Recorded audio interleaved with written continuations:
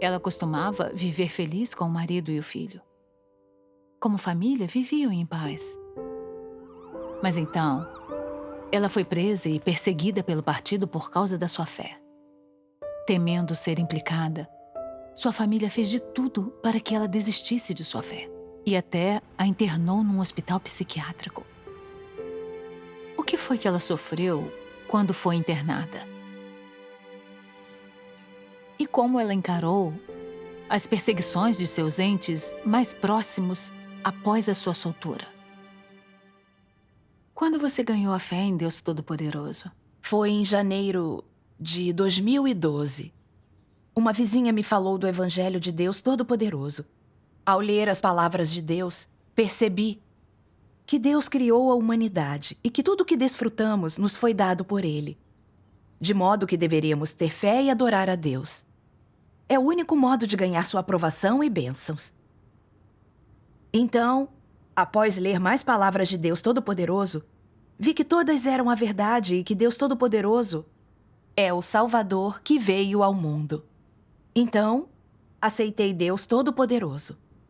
Seu marido e filho se opuseram à sua fé na época? Não. Eu tinha me esgotado administrando um negócio, o que causou uma distensão muscular e um ombro paralisado de dor. Doía tanto que mal conseguia escovar o cabelo ou me vestir. E os remédios não ajudavam. Melhorei milagrosamente após crer em Deus. Meu marido e meu filho ficaram entusiasmados e apoiaram minha fé. Mas alguns meses depois, meu marido viu mentiras que o partido tinha espalhado online sobre a Igreja de Deus Todo-Poderoso e começou a se opor à minha fé. Ele disse: o governo é contra esse seu Deus. Se você for presa, poderá impactar a carreira do nosso filho. Você deveria desistir. Certa vez, quando voltei da evangelização, ele disse com um olhar sombrio: você continua na rua. A Brigada de Segurança Nacional ligou e perguntou se você é crente. Se sim, deve entregar seus livros sobre Deus. Também pediram que eu identificasse pessoas em fotos. Você está destinada a ser presa se continuar com isso. Respondi: estou seguindo a senda correta na vida e não fiz nada ilegal. Eles não têm o direito. Ele disse: você é tão ingênua. O partido está especialmente atrás de vocês, crentes. Se continuar acreditando, eles podem prendê-la e espancá-la. E você verá sua brutalidade. Pensei que, com o meu marido se opondo, ficaria mais difícil seguir essa senda. Orei a Deus em meu coração e pedi que Ele me guiasse na senda à frente.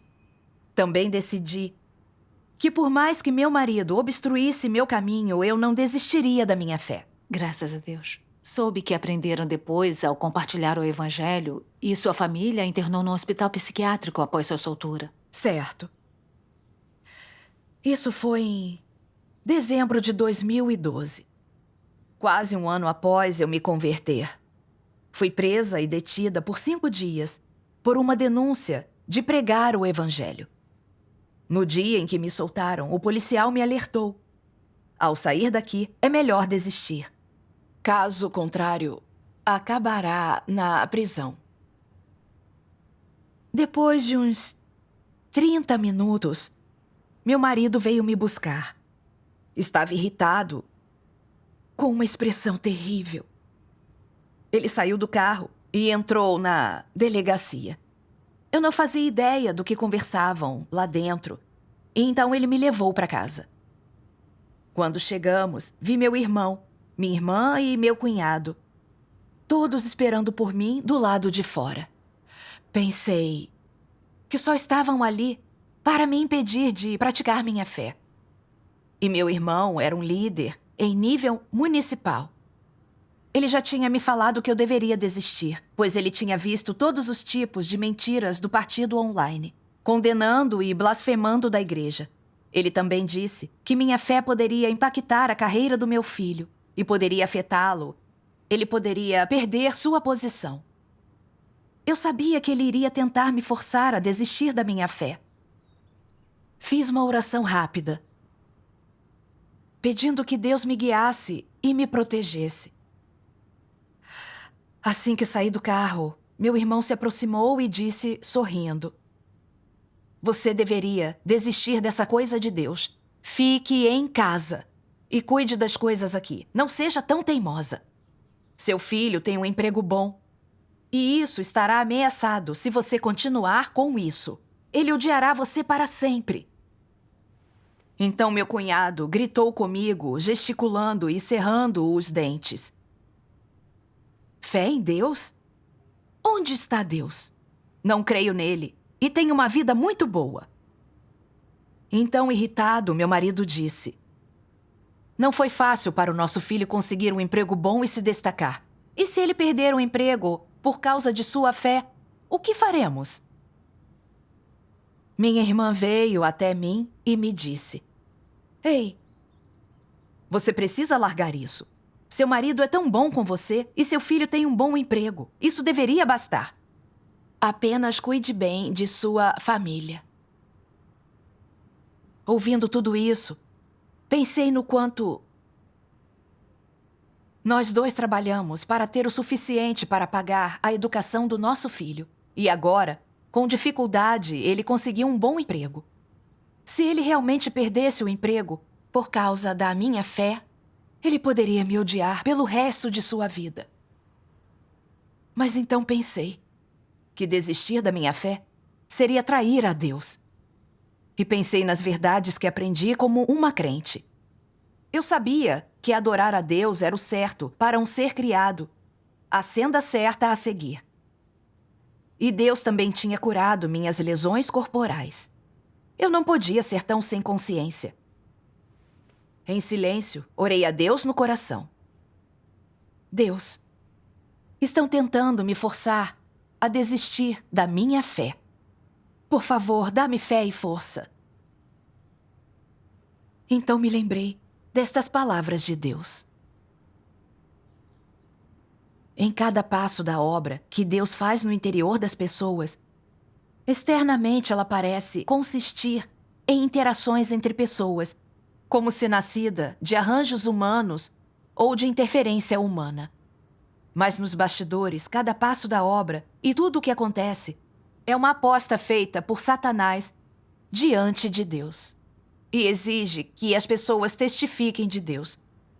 Veja quando Jó foi provado, por exemplo. Nos bastidores, Satanás fazia uma aposta com Deus. E o que aconteceu a Jó foram os feitos dos homens e a interferência dos homens. Por trás de cada passo da obra que Deus faz em vocês, existe a aposta de Satanás com Deus.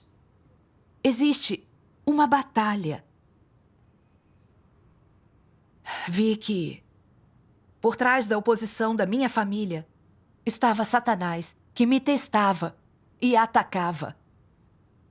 Minha família tinha sido seduzida pelas mentiras do partido e usava o emprego do meu filho para me intimidar, para que eu traísse a Deus. Eu não podia cair no truque de Satanás, tinha que dar testemunho. Então, me lembrei também que o emprego do meu filho estava submetido aos arranjos de Deus. Ninguém podia mudar isso. É como Deus diz: a sina do homem é controlada pelas mãos de Deus. Você é incapaz de se controlar. Embora o homem sempre corra por aí em prol de si mesmo, ele é incapaz de se controlar. Se pudesse conhecer suas próprias expectativas, se pudesse controlar sua própria sina, você continuaria sendo um ser criado? Então eu disse: ter fé é a senda correta e eu não quebrei nenhuma lei. Que o partido me prenda e envolva vocês nisso. É maldade do próprio partido. Vocês não deveriam me oprimir e nem ficar no caminho da minha fé. Todos vocês sabem que antes de crer em Deus, a gravidade das minhas lesões era incapacitante e eu me recuperei após ganhar fé. E tudo isso foi graças a Deus. Deus Todo-Poderoso é o Deus verdadeiro, a vinda do Salvador. Os desastres só estão aumentando, e ele expressou tantas verdades. Ele o fez para salvar a humanidade dos pecados, dos desastres, para que pudéssemos ter sua proteção, sobreviver aos desastres e entrar em seu reino. Se eu deixar a perseguição do Partido Comunista me afastar da minha fé, perderei minha chance de ser salva. Não importa o quanto se oponham, estou comprometida com a minha fé. Meu marido se colocou na minha frente bufando, apontou para mim e disse: "Você é uma causa perdida." Então ele e meu irmão trocaram um olhar e foram em direção da casa, conversando sobre algo. E eu estava confusa. Sobre o que poderiam estar conversando, às escondidas. Não demorou, e eles voltaram. Meu irmão olhou para minha irmã e então disse, com um sorriso furtivo: "Que tal irmos comer algo?" Minha irmã e meu sobrinho se aproximaram de mim e me puxaram em direção do carro, pelas mãos, um de cada lado. Senti que algo estava errado, tentei me soltar. Disse que não queria ir, mas eles me empurraram para dentro do carro. Depois de meia hora, o carro parou. E, surpresa, vi que era um hospital psiquiátrico. Meu marido, irmão e cunhado saíram do carro. Eu estava chocada. Estavam realmente me levando para um hospício? Pensei que precisava sair e tentar fugir, mas eu estava presa e as portas travadas. Vi todos eles andando em direção do escritório do hospital e, de repente, tudo ficou claro. Eles tinham planejado isso desde o início. Eles me enganaram, dizendo que iríamos comer algo. Ser internada no hospício por sua família passa dos limites. Eu estava com raiva e enojada. Não podia acreditar que tinham me levado para lá. Como foram cruéis. Entes queridos, uma ova. Lembrei-me de como, quando meu marido me buscou na delegacia, ele tinha falado com a polícia do lado de dentro. E de como trocaram olhares reveladores quando disseram que iríamos comer algo. Percebi que, muito provavelmente, era um plano criado pelo partido. Estavam tentando de tudo para fazer com que eu traísse a Deus. Fiquei tão transtornada que nem consigo descrever. Meus olhos encheram de lágrimas. Indignada, eu lhes disse: "Vocês me trouxeram aqui para ser atormentada por causa da minha fé em Deus. Mas os loucos são vocês. O que estão fazendo é errado e irracional. Terão o devido castigo." Naquele instante, 2 enfermeiros saíram do hospital com amarras para me conter. Meu marido, irmão e cunhado ficaram parados, olhando para mim, mudos. Meu coração partido se desesperou. Nem meus sonhos mais loucos eu teria imaginado que minha família, para proteger os seus interesses, para não ser implicada, ouviria as mentiras do Partido Comunista e me internaria num hospício. Para ser atormentada sem ligar, se eu morresse ou vivesse quando eu estava bem. Não eram entes queridos. Eram demônios. Quando pensei isso, não consegui mais conter as lágrimas. Não consegui nem olhá-los. Indignada, eu disse aos enfermeiros: "Não tenho nada. Eles me enganaram para vir aqui. Estão me obrigando a ser tratada aqui porque acredito em Deus. Vocês nem viram isso. Por que me amarrar?" Mas me ignoraram completamente. Fui internada como uma paciente muito perturbada e trancada na ala 1. onde os corredores, portas e janelas tinham barras de metal. Meu quarto tinha uns 4 metros quadrados e estava vazio. Havia apenas uma cama com um cobertor sujo nela, que ainda apresentava marcas de urina velha por toda a parte. Havia um cheiro forte de urina. Não havia banheiro no quarto. Só um banheiro unissex no meio do corredor que ficava trancado. Se quisesse usar o banheiro, precisava de um enfermeiro e quando estavam ocupados, não abriam a porta. Eu precisava segurar. No hospital, sempre se ouviam os gemidos de pacientes psiquiátricos.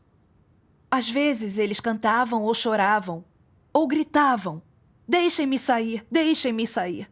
E ficavam sempre batendo nas barras de ferro.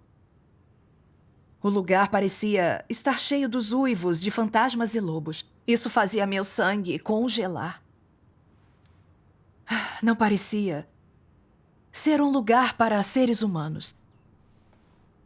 Só por causa da minha fé, eu tinha sido presa e detida pelo partido. E quando me soltaram, minha família me levou para que eu fosse atormentada num hospício. Passei de mal a pior, para dentro da cova dos leões. Como viveria daquele jeito? Quanto mais pensava, pior ficava. E comecei a chorar. Enquanto chorava, pensei nos meus irmãos e irmãs nas reuniões cantando hinos e louvando a Deus. Queria ler as palavras de Deus e cumprir meu dever com eles. Mas não conseguia sair e não sabia por quanto tempo eu ficaria ali. Quando meu sofrimento acabaria. E então eu orei. Ó Deus, estou trancada com pacientes psiquiátricos, estou péssima. Deus, não sei como eu posso sobreviver a isso. Por favor, guia-me. Depois de orar, lembrei-me de algumas palavras de Deus. Talvez todos vocês se lembrem destas palavras, porque a nossa leve e momentânea tribulação produz para nós cada vez mais abundantemente um eterno peso de glória. Vocês todos ouviram essas palavras antes, mas nenhum de vocês entendeu o seu sentido real. Hoje, vocês estão profundamente conscientes de seu verdadeiro significado. Essas palavras serão cumpridas por Deus durante os últimos dias, e elas serão cumpridas naqueles que foram brutalmente perseguidos pelo grande dragão vermelho na terra na qual ele repousa enrolado. O grande dragão vermelho persegue a Deus e é inimigo dele. E assim, nesta terra, aqueles que creem em Deus são assim sujeitos à humilhação e à opressão. E essas palavras são cumpridas em vocês, este grupo de pessoas, como resultado. Por ter sido iniciada em uma terra que se opõe a Deus, toda a obra de Deus enfrenta obstáculos tremendos e o cumprimento de muitas de suas palavras leva tempo. Assim, as pessoas são refinadas como resultado das palavras de Deus, o que também é parte do sofrimento. É tremendamente difícil para Deus realizar a sua obra na terra do grande dragão vermelho. Mas é por meio dessa dificuldade que Deus realiza um estágio da sua obra, tornando manifestas sua sabedoria e seus feitos maravilhosos, e usando esta oportunidade para completar este grupo de pessoas. Entendi que o partido é o inimigo mortal de Deus e não nos permite ter fé e seguir a Deus. Deus Todo-Poderoso expressa verdades pela salvação, por isso o partido prende e persegue os crentes e espalha todos os tipos de falácias, condenando a Igreja de Deus Todo-Poderoso para enganar aqueles que não conhecem a verdade.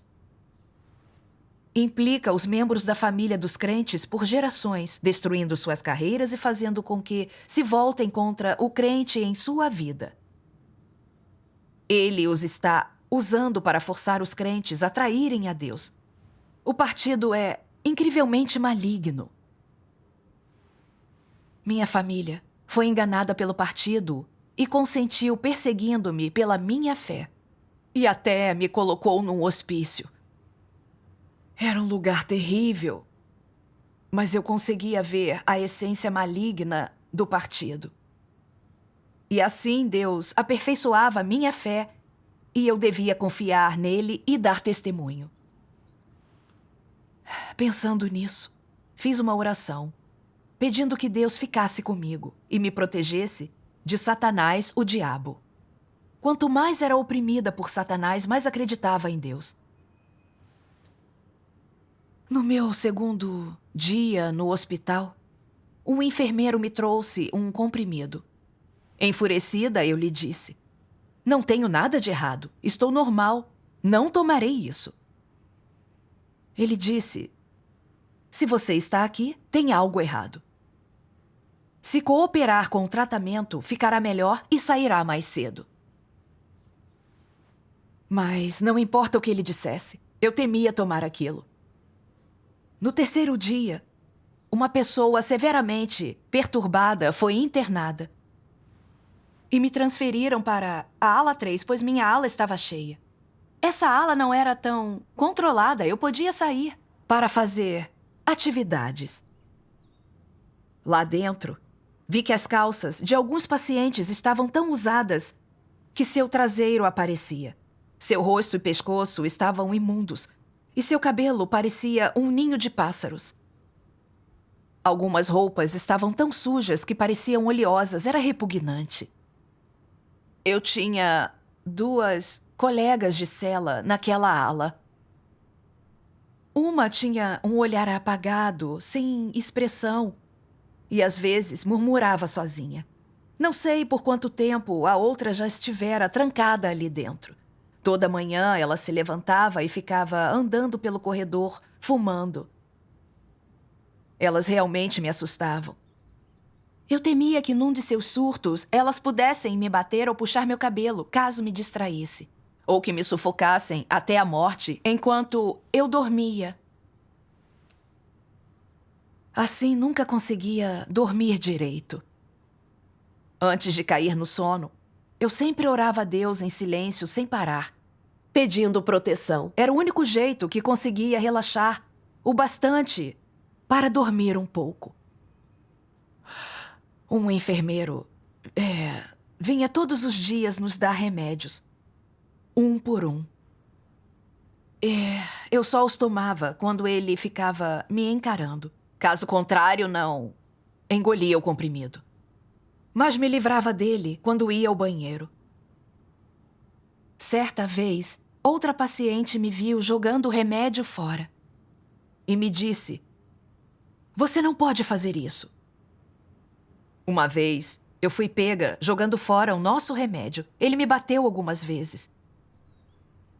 Depois, pegou um tubo e o enfiou no meu nariz e me deu o remédio pelo tubo. Foi muito doloroso. Eu nunca soube se essa mulher informou os enfermeiros que eu jogava fora os comprimidos. Mas depois disso, eles prestavam muito mais atenção na hora de tomarmos nosso remédio. Os enfermeiros sempre ficavam numa mesa quadrada, nos vigiando. Usavam uma lanterna para garantir que abríssemos nossa boca e engolíssemos o remédio. Eu não tinha escolha, senão tomar o comprimido. Alguns dias depois, o diretor veio nos inspecionar e me perguntou: "O grande desastre será no dia 21?" Achei isso muito estranho e respondi: "Só Deus pode dizer quando o desastre virá." Sua resposta foi: "Vejo que está muito mal. Tomará mais remédios."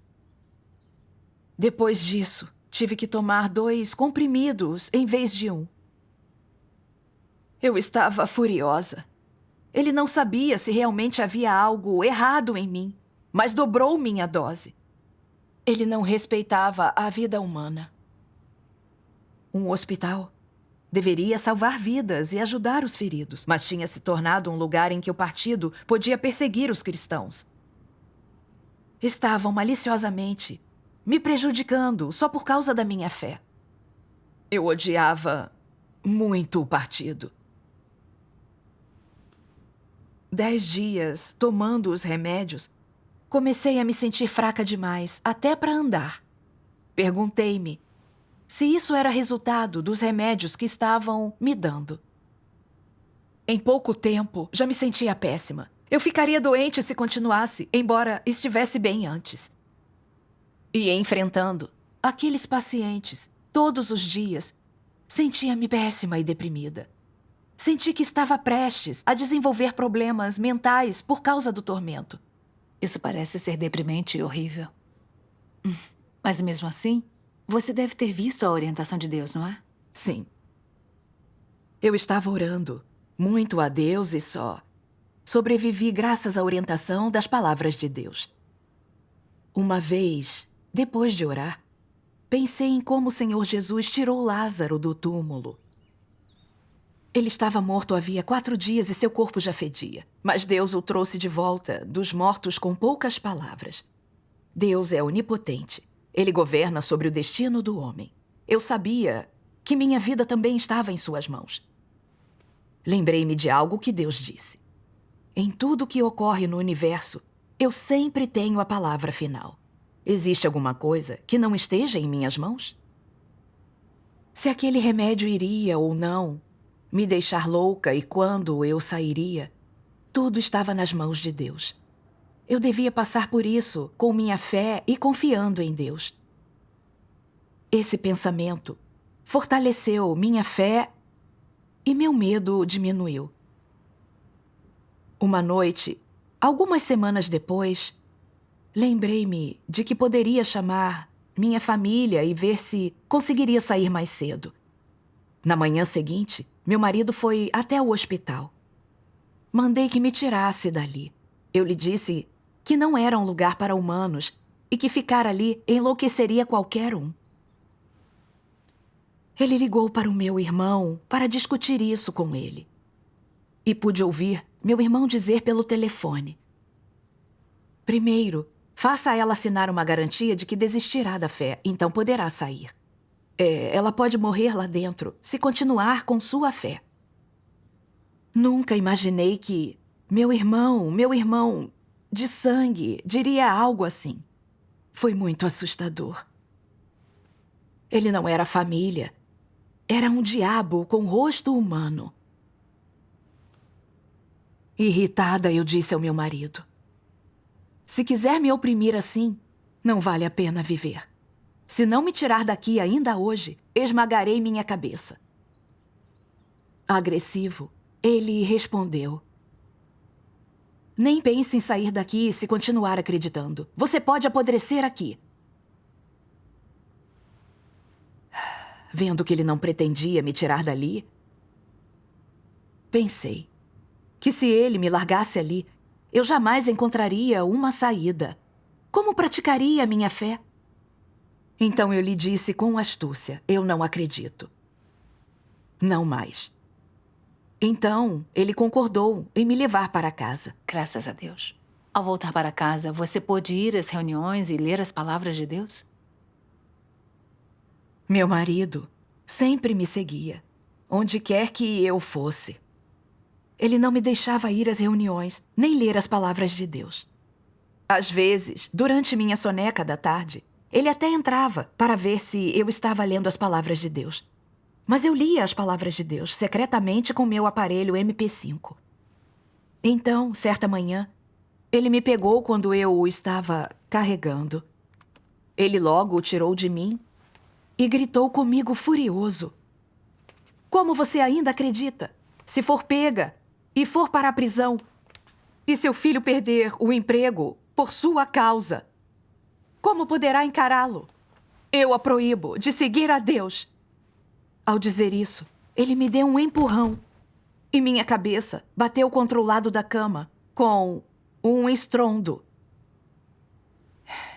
Eu não entendi como ele podia ser tão cruel. Eu só tinha fé em Deus, não fiz nada de errado. Mas ele estava me tratando assim.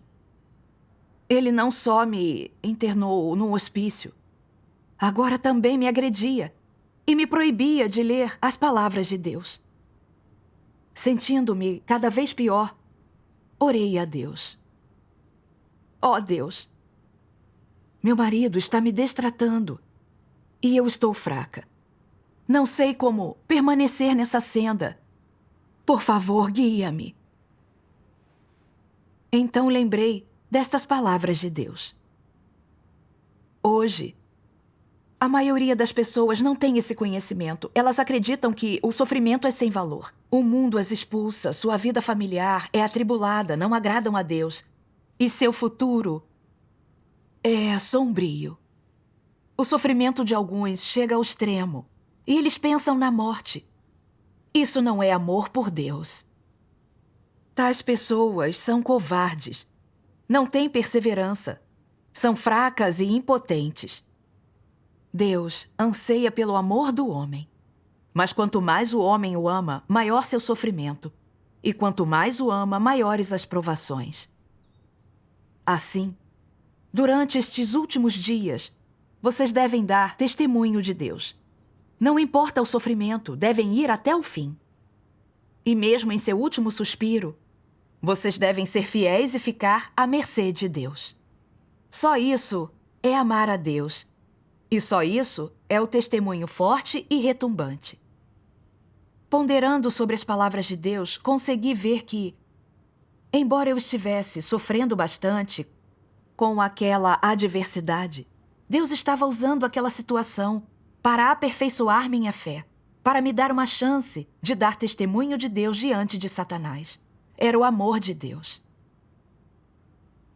Mas sem entender a vontade de Deus, estava fraca e negativa pelo sofrimento. Vi que eu era uma covarde. Então pensei em meu marido, tentando me fazer desistir de Deus. Ele não ligava se eu viveria ou morreria e me levou para um hospício. E agora? Tinha até me batido. Àquela altura, vi que ele era um demônio que odiava e se opunha a Deus. Lembrei-me do que Deus disse. Crentes e incrédulos não são compatíveis, eles se opõem. Meu marido e eu éramos dois tipos de pessoas em duas sendas diferentes. Eu continuaria seguindo a Deus, por mais que ele me oprimisse. Eu não seria impedida. Então eu lhe disse: vamos nos divorciar.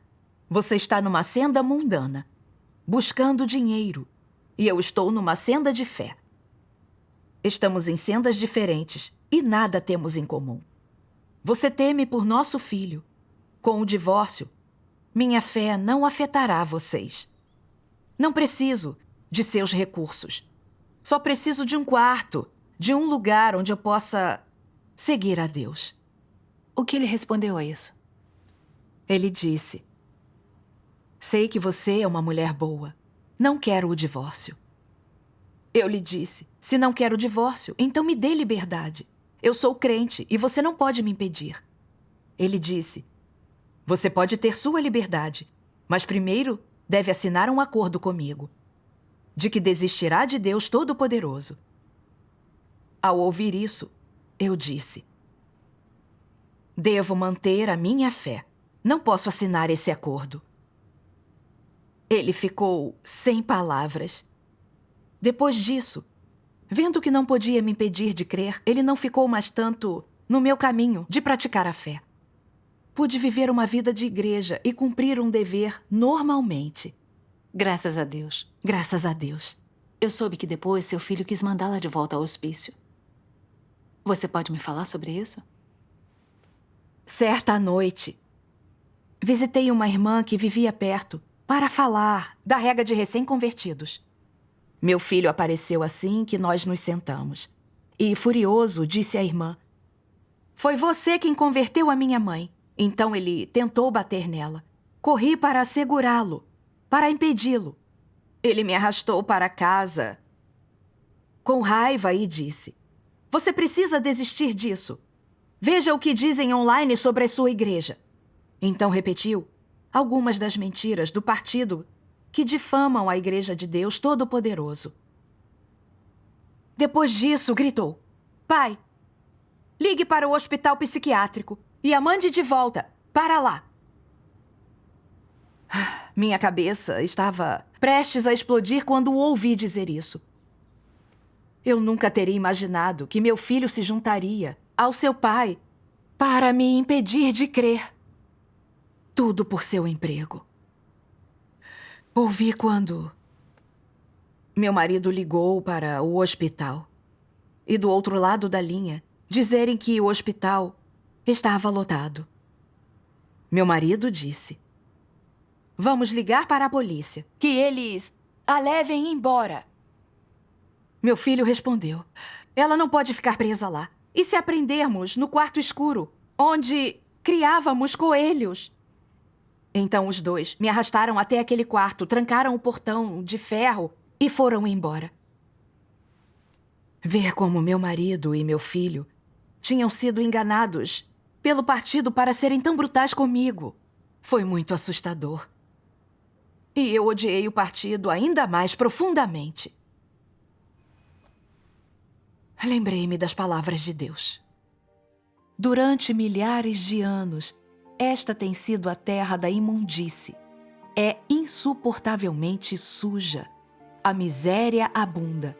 Fantasmas correm desenfreados por toda parte, enganando e iludindo, fazendo acusações infundadas, sendo impiedosos e viciosos, pisoteando essa cidade fantasma e a deixando coberta de cadáveres. O fedor da decadência cobre a terra e permeia o ar, e é fortemente vigiada. Quem é capaz de enxergar o mundo além dos céus? O diabo entrelaça firmemente todo o corpo do homem, venda seus olhos e sela seus lábios com firmeza. O rei dos demônios tem causado o alvoroço por vários milhares de anos até o dia de hoje, quando ainda mantém forte vigilância sobre a cidade fantasma, como se fosse um palácio de demônios impenetrável. Ancestrais dos antigos, líderes adorados, todos eles se opõem a Deus. Sua interferência deixou tudo que está debaixo do céu em estado de escuridão e caos. Liberdade religiosa?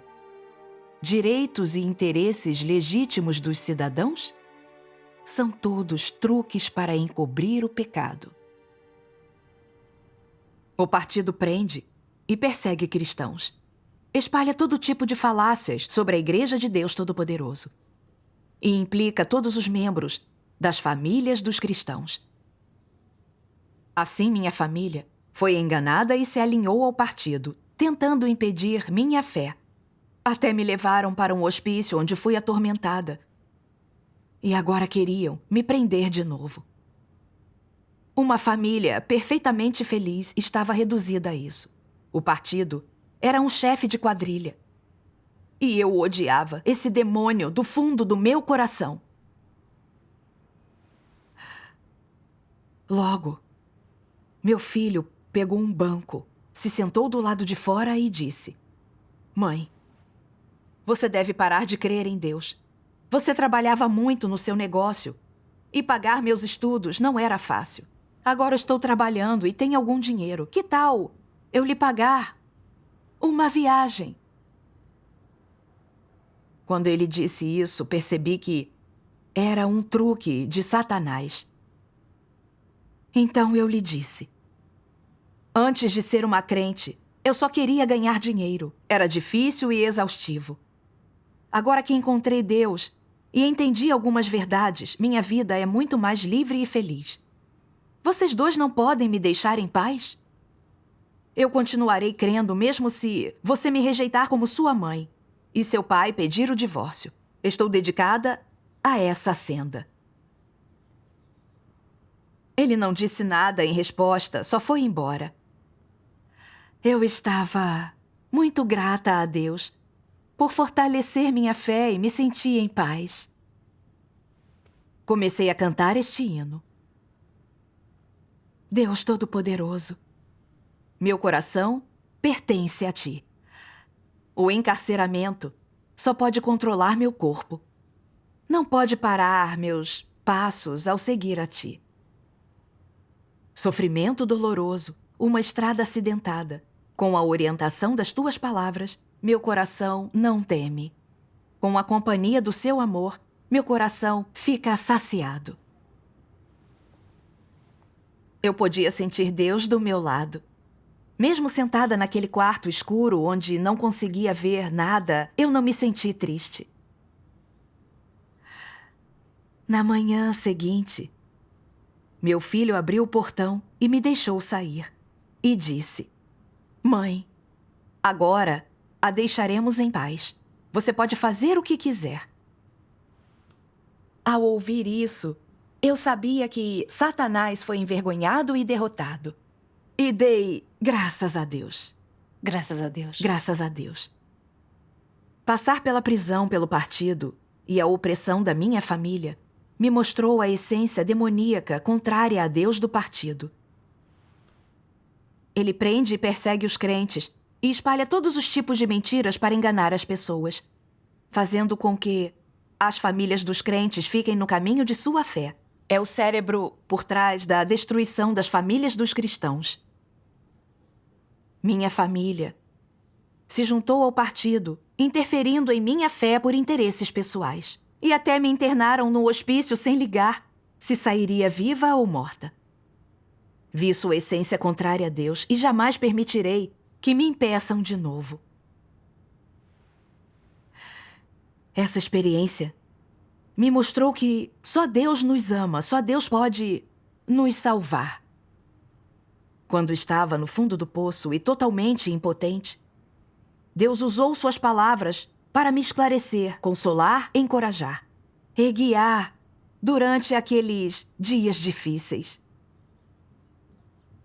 Agora experimentei que o amor de Deus é muito real.